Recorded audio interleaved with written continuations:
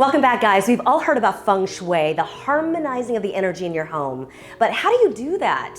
Where do you start? I want to bring in Patsy Balaki, the owner of Zen-Nautica.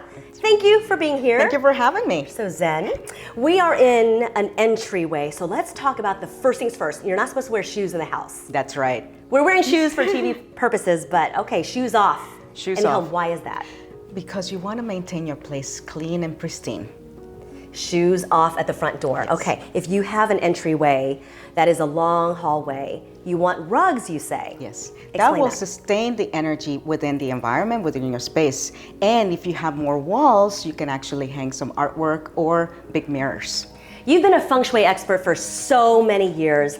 I've always heard that you don't want your front door to align with your back door. If that's the case and you live in this house, what do you do to keep the energy good and harmonized? There are very practical ways. One of them is working with light. You can hang a chandelier in the foyer area. You can hang mirrors. You can also hang artwork on the sides, big plants on the sides, on the corners. That's a really wonderful way to maintain that energy in your space. And I've always heard too that if your front door opens up and there are stairs right there in the front, that's not good either, but you can also do something about that. Yeah, the reason is because the energy is flowing up. Right? You want it to spread out into your whole environment. So a big chandelier, big artwork like that will really help. Lighting. Rugs. Yes. Same thing as if a front door aligns with a back door. Exactly. Got it. Let's go to the kitchen. If your sink is across from your stove, that's kind of a no-no because it's fire and water. Correct. How do you get around that? Well, this is a wonderful way to do it using rugs because it protects it as a barrier. Your bedroom is definitely the space you want zen and harmonized. When we walked in here, you said, oh, that's gotta go. Yes. Tell me about that. The reason is because it's crooked, it's not balanced. We want balance and harmony in this Let room. me try, because if you can't straighten something out, like a light fixture, then what do? I recommend to change it. Change it? That's not gonna be cheap. Okay, change it out. What about the bed? The bed should be a sanctuary for your healing space, also to calm the mind. I would say definitely no shoes under the bed because that creates even more anxiety. Make sure that you have a baseboard, backboard that also gives you support and balance. Is there a way that the headboard should be facing?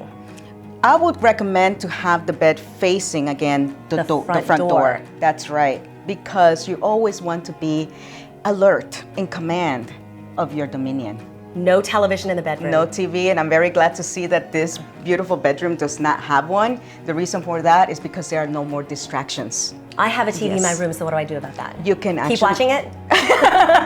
You could use a selenite stone, crystal, or you can actually cover it with a beautiful shawl or blanket. What does that do? It deters the energy from going out. It just gives you peace of mind. You guys aren't gonna like what I have to say here, but Patsy says no pets on the bed ever.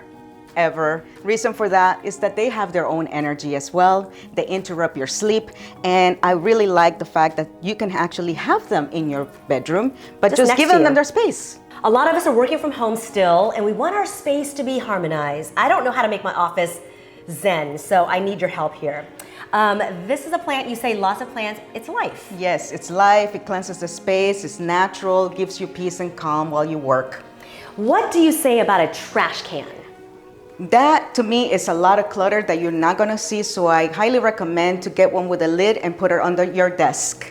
A lid? Yes. And keep it away from your sight. Correct. What do you say about clutter, paperwork, all that stuff? One thing that I do not like seeing are scissors because they cut energy. So I would say put it under your desk in a drawer.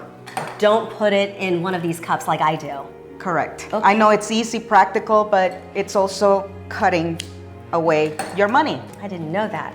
The position of this desk is great, you say, because it backs up against the wall. So tell me about that. Yes, you need to have ample space to move around so you can feel like a queen when you're working. You have the energy to go at it and you have no interruptions. So one thing that I highly recommend is not having anything that's going to impede the way that you move in and out of your desk. So get rid of all this stuff. Get rid of all this stuff. But the fact that I'm backed up against a wall, I'm facing the entry is exactly how it should be. Yes, because the back having a wall is like a mountain behind you, giving you that support that you need when you're working. And you're also facing your main entrance, you're facing the street, so you're always in command of your life. And a lot of natural light, high ceilings is good because Yes. it's like airspace. Airspace, energetic, and you feel like you're working in a natural lighting environment. Perfect. We love our space to be zen. We thank you for being here. Thank you for having me. Thank Pleasure. you, Patsy. Good to meet you.